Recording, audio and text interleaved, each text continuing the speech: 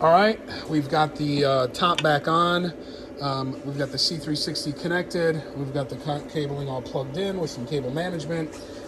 We've got, what I'm gonna do is let Chance talk a little bit about what the light means. So Chance, you wanna elaborate? So the light back here, so right now you see it as a teal light.